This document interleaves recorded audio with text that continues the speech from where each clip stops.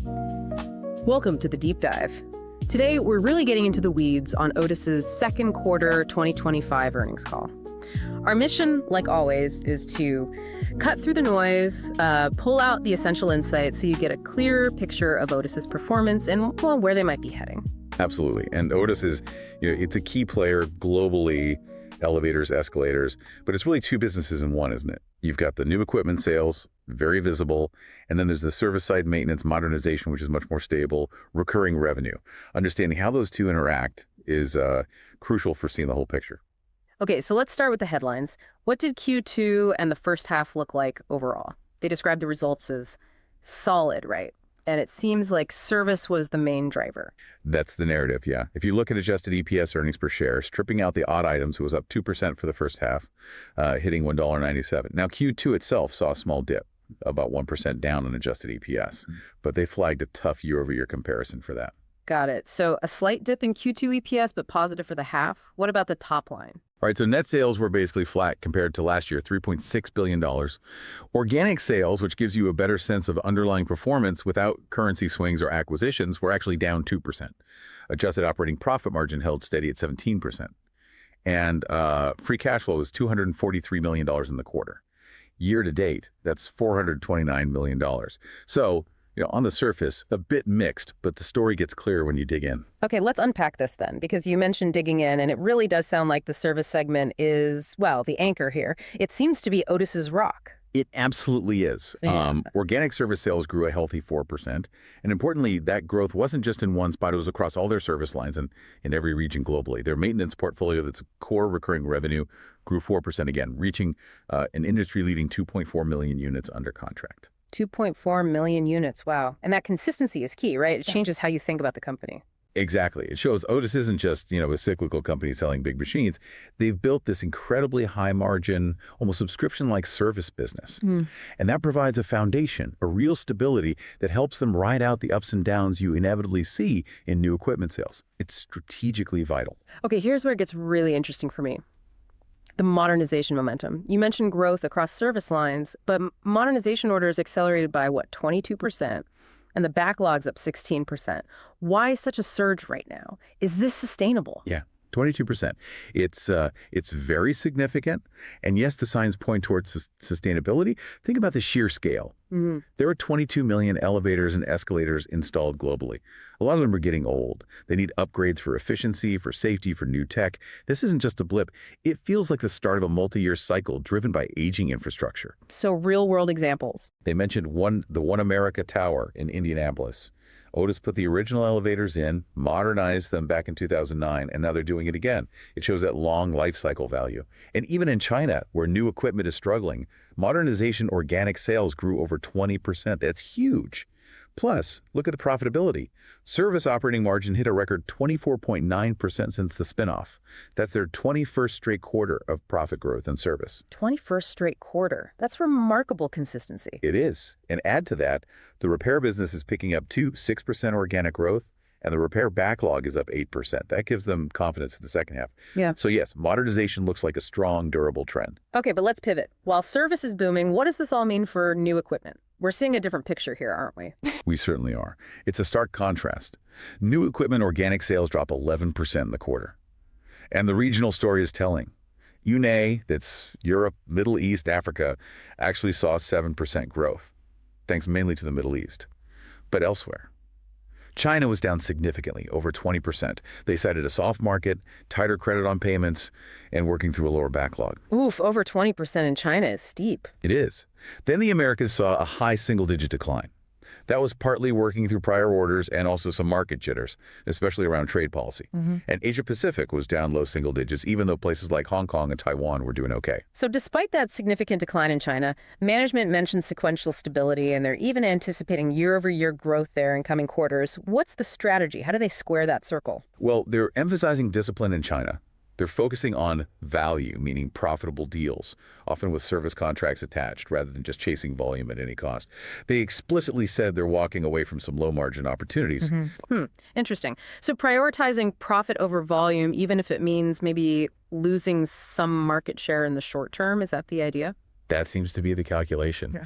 It's a tough market, and they're choosing profitability and ensuring service attachment over just winning deals. It's a strategic pivot. Hmm. And look at the numbers outside China. If you exclude China, new equipment orders actually grew a very strong 11%. Okay, 11% ex-China. That's a different story. It really is. America's orders were up in the low teens for the fourth quarter in a row. Asia-Pacific orders grew over 20% for the third straight quarter. So while the total new equipment backlog is down 3%, if you take China out of the equation, the backlog actually grew 8%. It shows the underlying health elsewhere. It sounds like Otis isn't just, reacting to these market shifts. They're actively trying to control their destiny with internal programs. You mentioned Uplift and China transformation. Exactly. These are big cost-saving and efficiency drives. Uplift is targeted to hit $200 million in run rate savings by the end of this year. That means annualized savings going forward. They expect about $70 million of that to hit the books this year. And the China Transformation Program, which they've actually expanded because of the market conditions there, is now aiming for about $40 million in run rate savings by year end, with $20 million happening this year.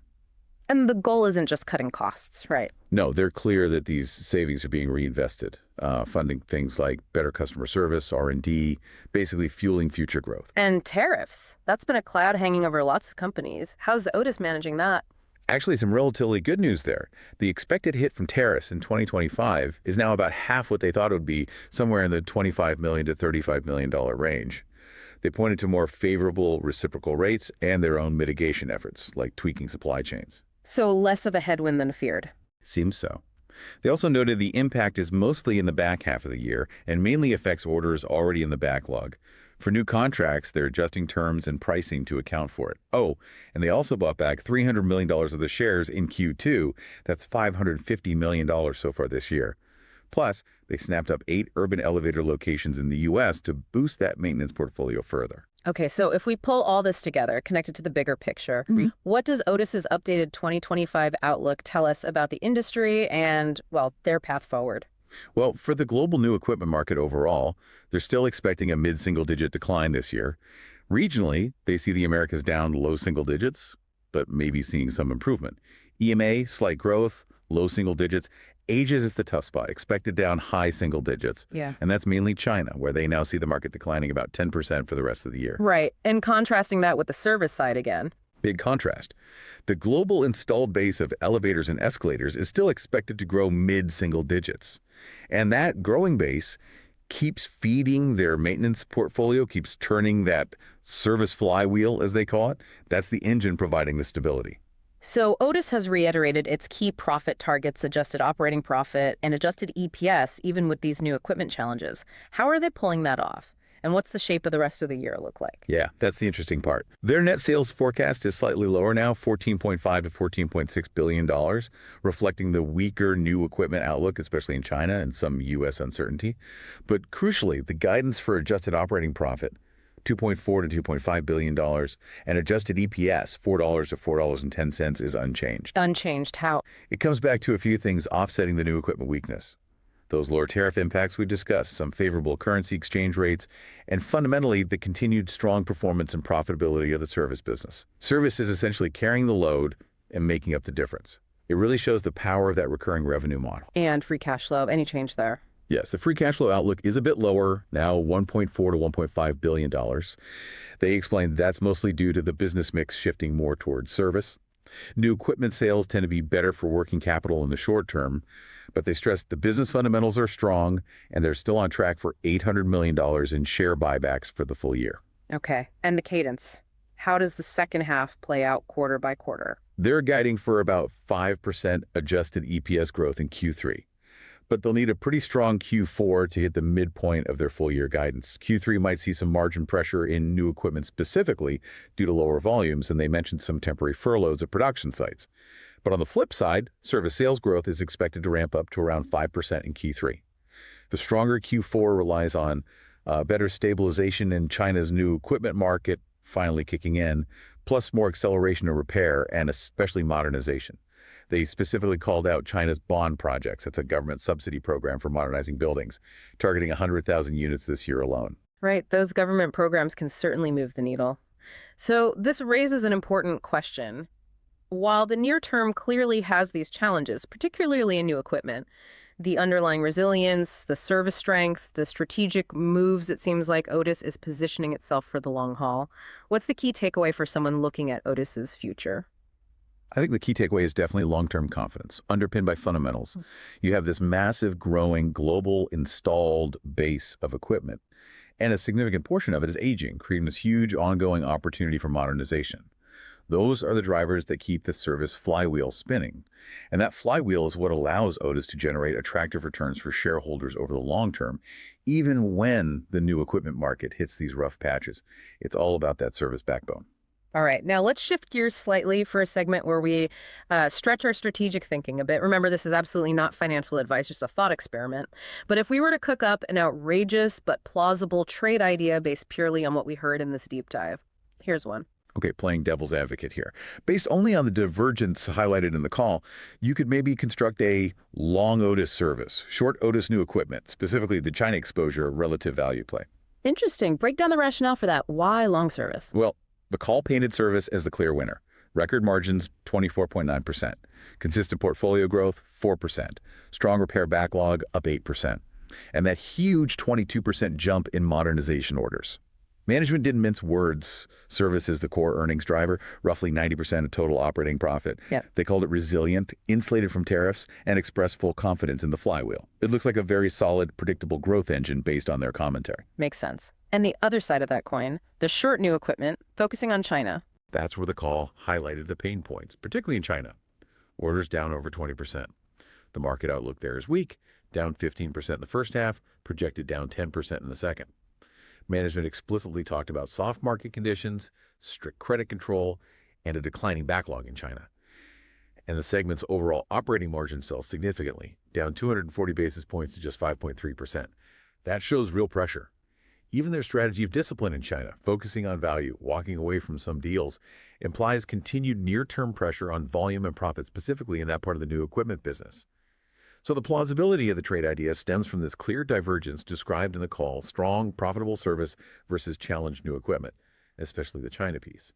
A sophisticated investor might theoretically try to isolate and play that difference if the segments could be traded independently. Right, a pure thought experiment based on the earnings call narrative itself. So, to quickly recap the whole discussion, Otis really showed strong performance where it counts most for them right now, the service segment. That continues to drive profits, but they are navigating some persistent headwinds in new equipment, with China being the main area of concern. Exactly. And despite those headwinds, the company seems confident about the long term. That confidence comes from the huge installed base needing service and modernization. Plus, those internal cost-saving programs and getting a better handle on tariffs are helping them stick to their overall financial targets for the year. We hope this deep dive has given you a clearer, maybe more nuanced view of where Otis stands and what might be next. What new insights will you take away from digging into their earnings? Thanks for joining us.